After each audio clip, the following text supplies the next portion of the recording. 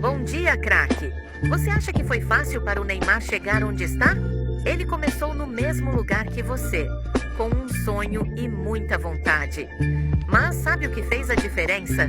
Treino, dedicação e acreditar em si mesmo quando ninguém mais acreditava. Levanta, vai treinar porque seu sonho também pode virar realidade. O futebol é para quem insiste, não para quem desiste. Mostra do que você é capaz.